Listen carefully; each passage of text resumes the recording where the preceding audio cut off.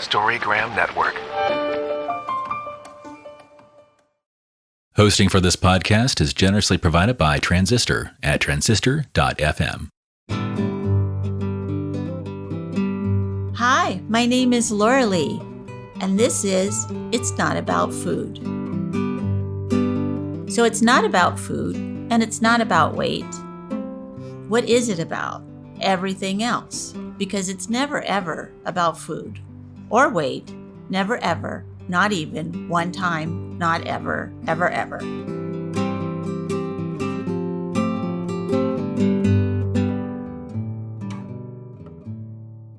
Hello, everyone. This is Laurelee Roark from It's Not About Food podcast. And today we are talking about the idea of hunger and what is hunger and why do we even have a body love card about hunger? And I know when I had my own eating disorder, I had no idea what hunger was. I felt like I was either always hungry or never hungry. I had no clue. And I certainly didn't put it together with being hungry for love or physical hunger, emotional hunger, spiritual hunger. I didn't understand that it was so much more than just, do I eat all the cupcakes or not? So it really is a much bigger subject than just eat when you're hungry and stop when you're full. That is a great way to recover from an eating disorder. It's a very easy thing to remember, the intuitive eating, but it has so many more fingers that go all over your whole self. So that's what we're going to hopefully talk about today. And the front of the card has the goddess standing with her hands sort of on her belly, and her deer is sitting next to her, and there looks like they have a leaf, some kind of, I don't know what that is. That's like a branch with some leaves on it. I feel like it's a pensive card. She's sort of wondering, what is hunger, and am I hungry, and how do I know if I'm hungry? And the card reads, hunger is our strong desire to meet our own needs.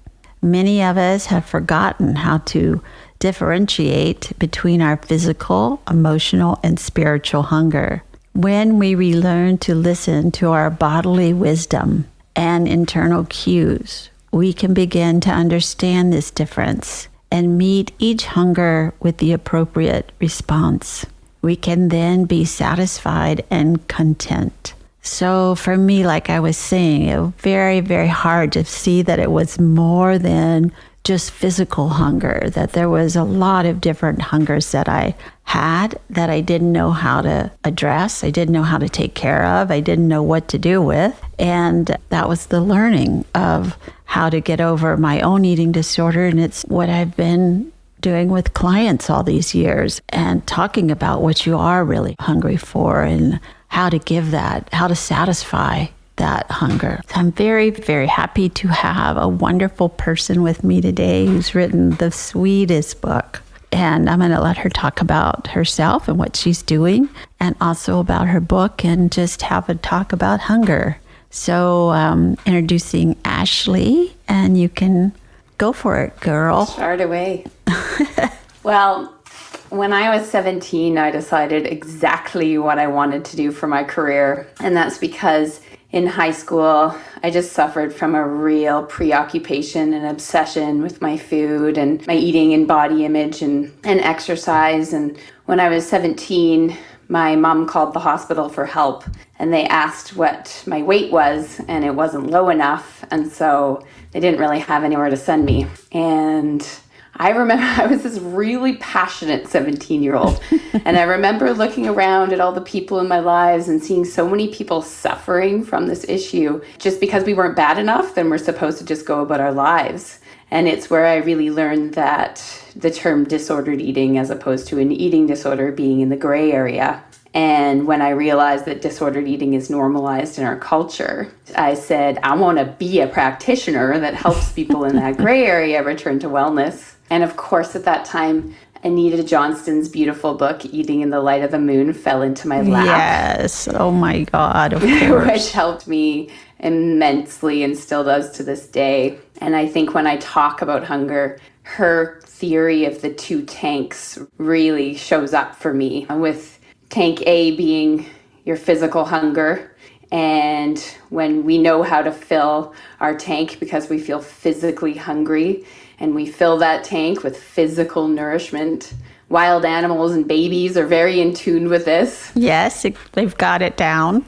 Yes. Yeah. And the way that you talked about it with the way that we know how to fill this tank is intuitive eating. Yeah. And I did eventually have my own private practice, and I worked with individuals and helped them return to wellness from disordered eating. And I would work with them in Tank A, and they would get to know their hunger signals and get pretty good at knowing if you have your hunger on a continuum from 0 to 10, 0 being been lost in the woods for 2 days and I can't find food, and 10 being I've eaten 2 turkey dinners in a row. Learning really what that subtle signals of hunger are, 3 or a 4, eating at a 3 or a 4. When that little sort of voice knocks, excuse me, I'm hungry, as opposed to these extreme, I'm hungry, and then learning how to stop at a 5 or a 6. Again, subtle. And I would notice that, they could get really good at stopping at a 6. I can stop at a 6, I'm good, okay. I like to imagine, let's say, a woman comes home after having a really busy day at work and she's flitting from one thing to the other and she's getting things done on her to-do list and all day long, one thing to the other. And she finally gets home and she's able to make her dinner, and she sits down and she eats her dinner and cleans the kitchen, and then she sits down and says, whew, I'm at a 6.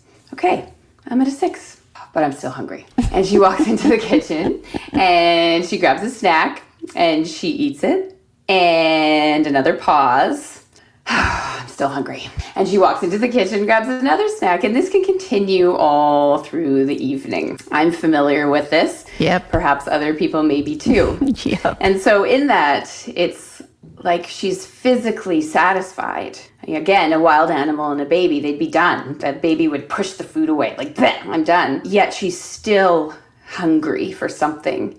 And when you were reading that card, that word hunger, to me, it's such an emotional, spiritual hunger in the world that we live in now. When you tend to be wanting to reach for food still and you're keep walking to the kitchen in the evening, then it's an indication that tank B is empty. That's right. And that we are yearning for that emotional connection with ourselves, and that our emotions are bubbling up and they're trying to teach us something. And so just like tank A, it's learning how to fill that tank properly. We could call it intuitive feeling in a way, learning how to go within, return home to ourselves. And I say return because when we're born as babies, we are so deeply connected to our body signals and to our emotions and to we're our good hearts. with it. We know what our values are. Yeah. And we're like, I'm hungry and that's okay with me right now. I'm full and I'm all over it right now. We're just so accepting. Yeah. There's nothing better than watching, even so a 3-year-old, let's say you watch them in the day and you can tell if they haven't gotten enough exercise. They're running around the house and they're pulling posters off the wall, and you know that they need to move. And then when they're tired, they just lie on the couch and they just rest. They don't think, oh, I'm so lazy, I shouldn't be lying down right now. No, I've got so much stuff to do. They just rest. Yes. And a 3-year-old with their values, or when they're angry about something, it's no! And they let the world know. Yes. Yeah. I do it myself. Yeah. Where do we lose that beautiful connection to ourselves? It seems to me like we step outside the door and all of a sudden it's not about us anymore. And if everybody in the restaurant started just crying they wanted their food right now, it'd be mayhem. It's so true. Yeah. So we have to learn how to have these feelings, have the feelings of hunger, but take care of them ourselves. And I think that was the hard part for me because I didn't get that memo. I thought other people were going to take care of it. And it was bad that they weren't doing it. And I didn't know how to do it either. So it's very confusing, especially in the culture that we come from. Doesn't really like hunger and doesn't like women to have hunger either. I can remember telling somebody, I really don't eat very much. But you know what? I did eat a lot. They just didn't see it.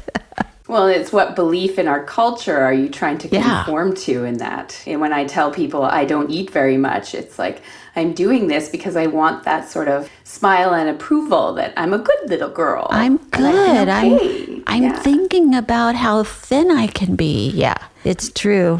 And that brings us to the metaphors from my book, because the sun in the girl's heart, that's that soul or heart. It's who we really are. And then over time, as we get a little bit older, we start to hear that voice inside of our head that tells us that we're good if we clean up our room. We're good if we get good grades. We're good if we stay thin.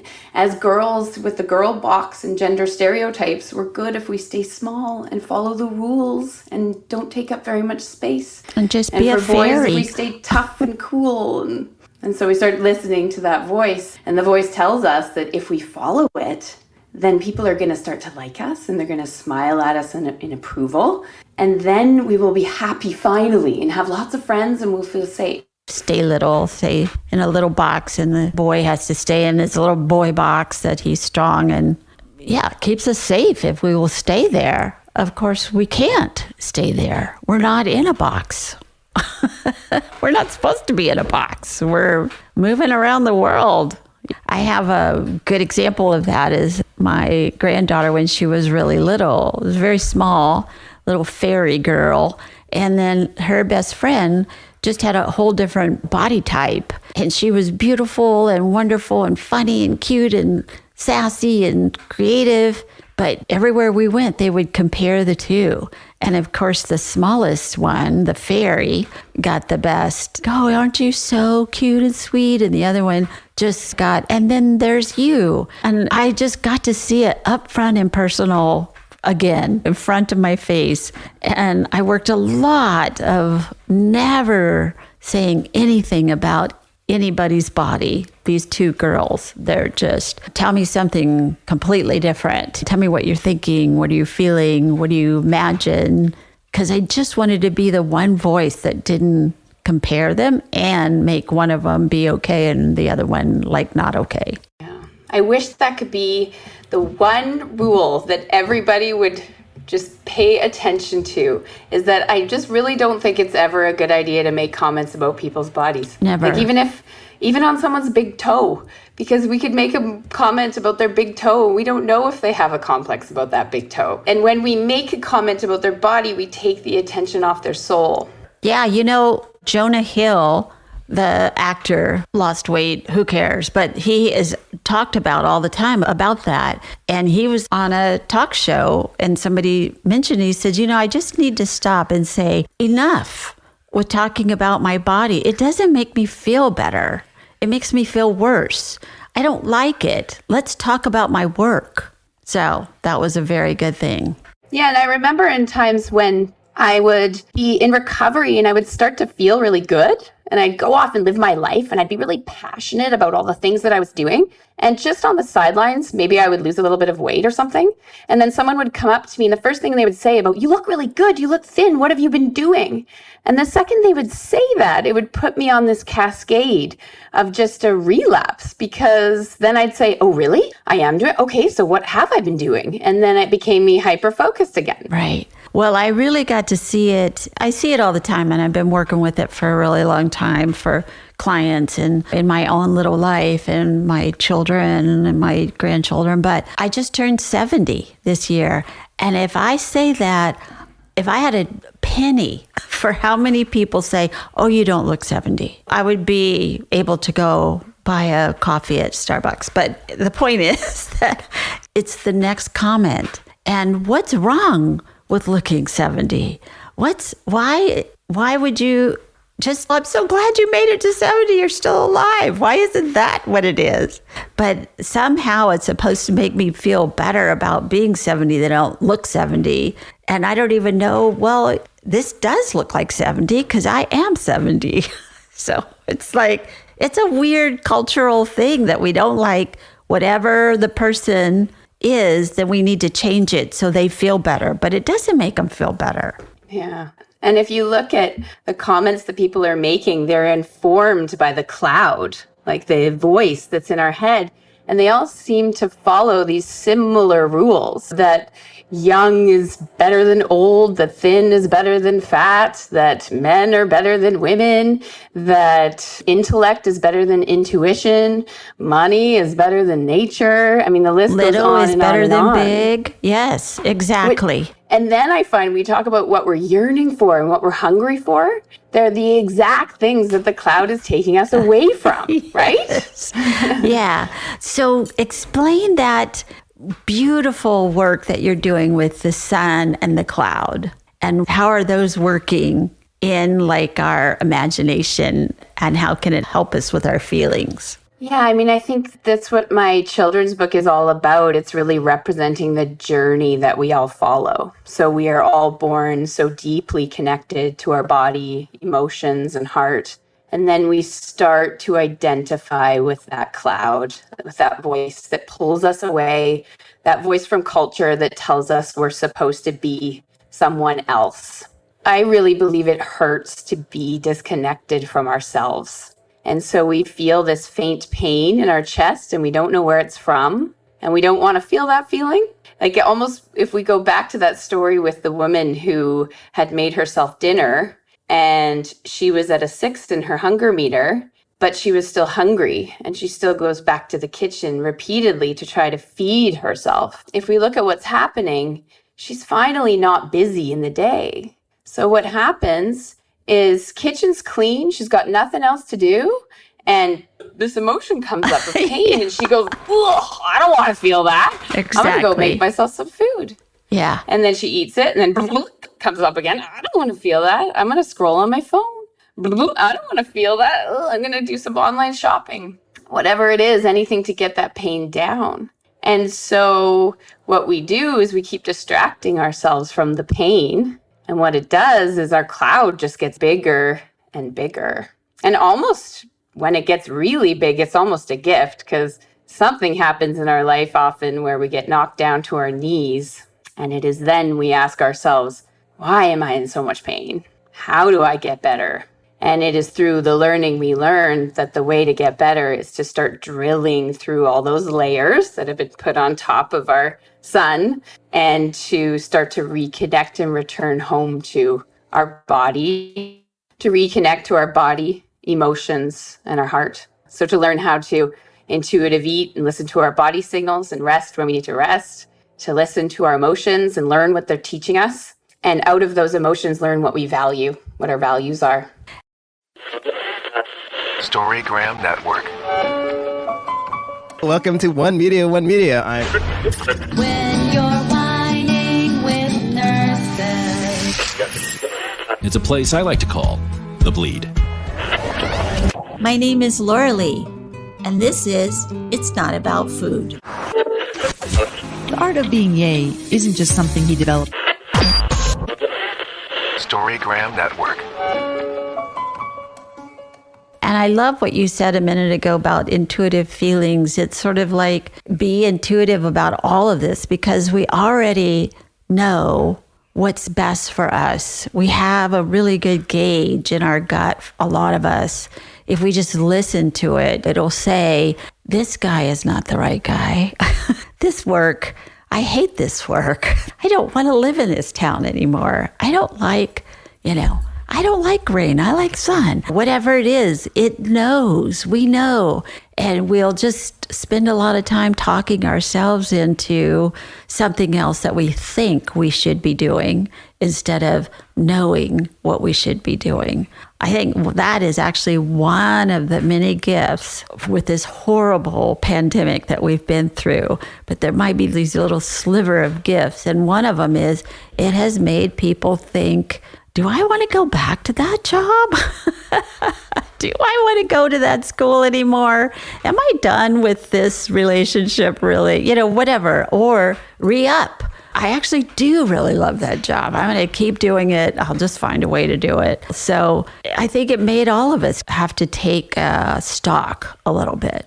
Yeah, and I think that's just it, is it's this wrestling. So our heart has been telling us for so long, you don't like this job. But our cloud is so loud, and it will be, are you sure you like it? But it's got a really good paycheck. And it's very safe. And are you sure? And we might wrestle back and forth and back and forth. And I think in the process of recovery or returning home to yourself, you start to really listen to that is from your heart or your soul. And the more you listen to it, the stronger it gets. Yes, exactly. And that brings me to the very end of the metaphors, where I bring in the rainbow, which is actually my favorite part of the whole book. And it's where every moment of every day we have these choices to either let our cloud be our leader or our sun. And the more we let our sun be our leader, it's like a muscle. It strengthens our sun, and we return back to our sun more easily each time. And when we do that, the sun becomes the consistent leader of our lives.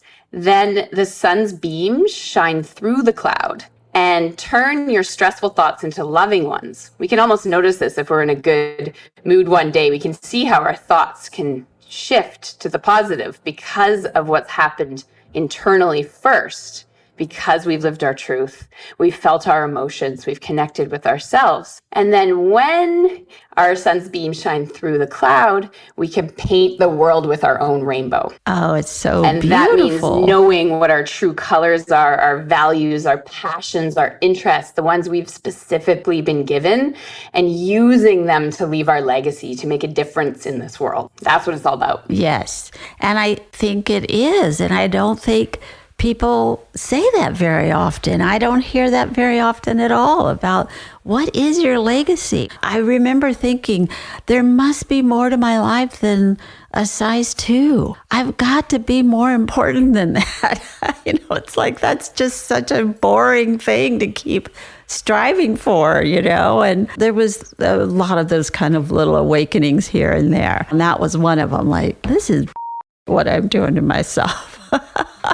But anyway, so I love that. But we are all that. We are the sun, the cloud, and the rainbow. We get to have all of it. We get to have everything. We're not, people say, well, why am I still feeling upset? I have recovery. It's like, you didn't get a lobotomy. You got recovery. That means you get to have all the feelings. Yeah, and our emotions, they are our teachers, our markers into the things that we value. Yeah, so our emotions are teachers, and we could even go back to that story of the woman with the tank A and tank B, and the emotion comes up and she goes, oh, I don't want to feel that. And she shoves it back down. Well, in my recovery, what I learned was that rather than shoving it back down, I learned how I had this big green comfy chair in my room, and I learned how to sit in it and to be a mother to myself. Yes. And to say, hun, I'm noticing that you're walking to the kitchen a lot, or you're scrolling on your phone a lot. Hun, what's going on? You okay? Do you need a hug? And I would sit with myself and give myself a hug, and again, the emotion would come up.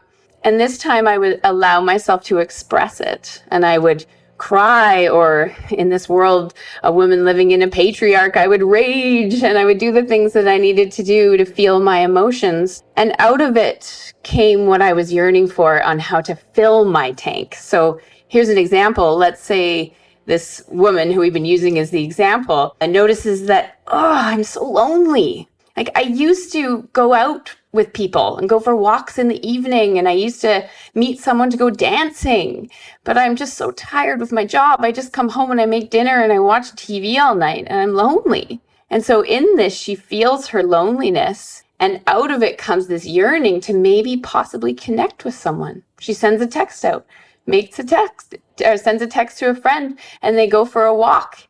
Not only is the connection there with her friendship, or nature is also satisfied by walking outside, and slowly the tank fills. Tank B fills, and it fills gradually, slowly, by feeling the emotion and by filling the tank with the values that it's yearning for. And that brings us to hunger, like hunger for nature, connection, creativity, community, those things that are taken from us from the cloud's values. And as the tank B fills, that's stuff like the obsession with food and scrolling on our phones and needing a bottle of wine, it gradually, slowly loses its charge and it falls away. We don't need to set rules around it. And I think that as you're talking is such a beautiful metaphor. And it's almost like that first time you notice that the tank is empty and that it's not food that's going to ever fill that up anyway. So the first time you notice that is like when you drive into the gas station.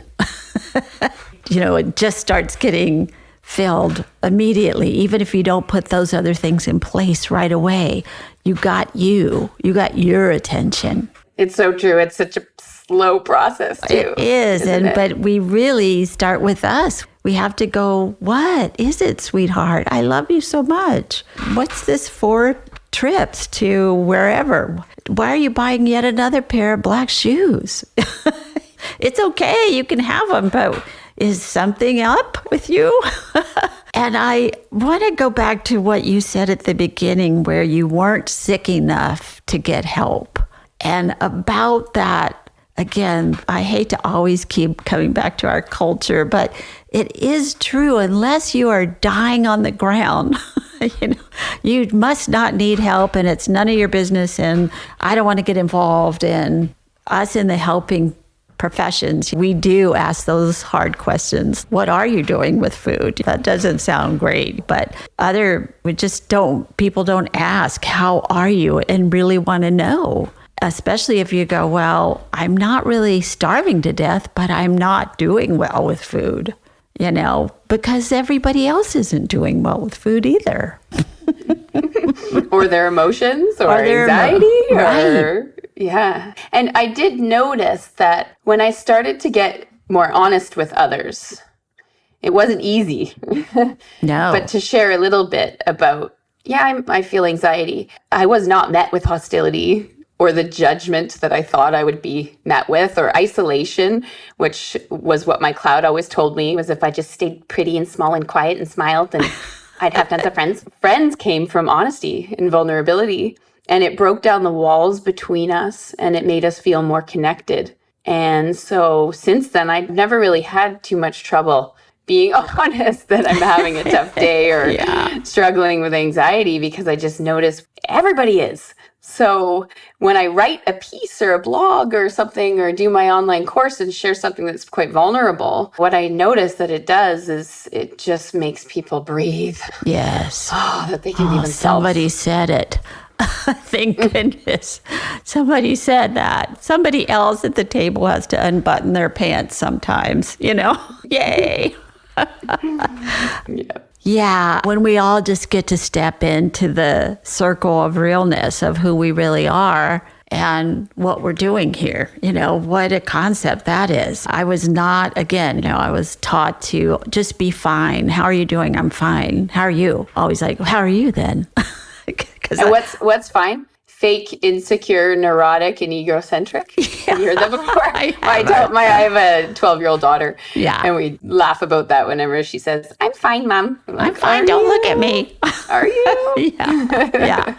But I was taught that was the correct answer, not I'm really afraid. I feel like a freak. I don't like anybody in my school. I don't know what I'm doing here. I don't know what I'm going to do with my life. Stop asking me when I'm 18 years old. I have no idea, And not to mention the massive anxiety that's happening right now with the climate change. And oh my gosh. I just have noticed it in the pandemic. I feel like after almost 2 years of us being in this, the effects of the pandemic are really showing up now in our children. Yes.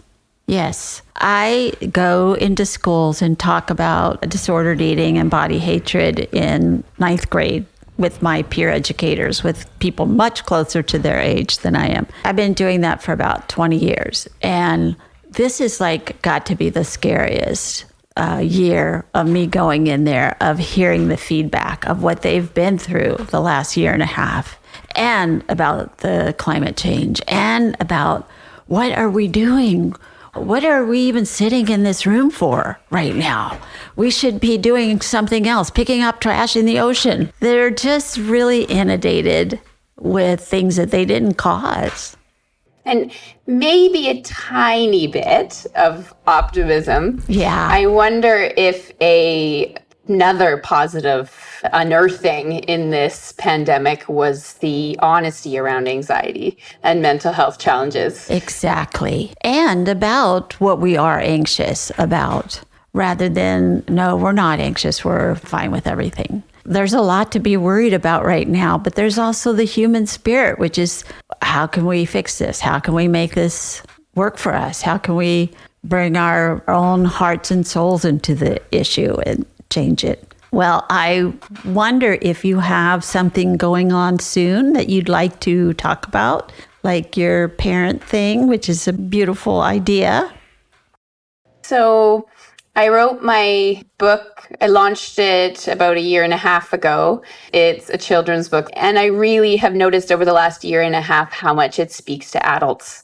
And I feel as though we're all a bunch of adults. We're walking around, but there is a child inside of all of us that is yearning for attention and love. And I just love the medium of a children's book to speak to adults and that inner child within them. The playful pictures in the pages really speaks to the child inside. So the 3 metaphors really work for adults and children. And so I've created a 10-module online course that I'll be launching in January using the sun, the cloud, and the rainbow metaphors to teach parents on how to return home to themselves, to inspire them to reconnect with themselves and to really learn self-care in the deepest way. It's not just on the surface, as you can know from this conversation. It goes deep. So we're talking emotions and thought work and values. And then when the parents learn these concepts, then they're better able to teach them to their children as well. So there's a trickle-down effect. Yes, exactly. I love it. And, we wrote, Carol and I, the other founder of Beyond Hunger, we wrote, It's Not About Food First. It's a book for women. And a couple years later, all of our teenagers that we worked with or the peer educators all were like, where's our book? We read that book, it's okay, but it's not addressing what we go through. So we wrote the teenage book, which is called Over It, and it's a teen book. And it's the 20-year anniversary in December, actually, of that book coming out. But what my feedback I get a lot of times is people say, I love the teen book for myself because I feel like I'm a teen most of the time, or a toddler. Yeah, it's so true. So you're exactly right. We need to give the adults permission to also go back and take care of that inner little one and the inner teen and the inner 20-year-old or whatever. Yeah, I find too, like there's so much advice for parents on how to be parents. Like, you should do this. You shouldn't do that. You should do this. But there's no real support for the parent. It's like, I know how to parent. I know I'm not supposed to be yelling at my child. I know I'm supposed to play with them for 15 minutes without looking at my phone fully directly in full presence. I know all that. Yeah, I'm not supposed to give them a cookie when they fall down and hurt themselves. Exactly. And I want them to be quiet. Yeah. Yeah. Yeah. And as much as I know you're never supposed to say don't cry, sometimes. Can't believe I just admitted that. Well, for sure. I remember the first time I said something and I was like, oh my God, I just said what my mother said all the time. It was very discouraging. Yeah. But I was human and am human. Interesting. Yeah, we love and we need self-care and we need to connect with our community and be honest and get help with all of that. And that makes the difference between reacting and responding to our children. Yeah. I wonder if you will read just for today, if you still have the card with you. Hunger is our strong desire to meet our own needs. Many of us have forgotten how to differentiate between our physical, emotional, and spiritual hunger. When we relearn to listen to our bodily wisdom and internal cues, we can begin to understand this difference and meet each hunger with the appropriate response. We can then be satisfied and content. Thank you so much. And I feel like your work is exactly that. So I appreciate you being here today. And I appreciate you. Thanks for everything that you do. Yeah. I love it. You too. On the same coast, but way far away. I know. I feel very similar to everybody on this coast. Yes, exactly. Okay. Well, thank you so much. And good luck with your work with the adults in the room. And I really love that you're doing it. We need it so much. Thank you. Thank you for listening. And be sure and follow me on Patreon, Instagram, Twitter, Facebook, and itsnotaboutfood.com. Thanks.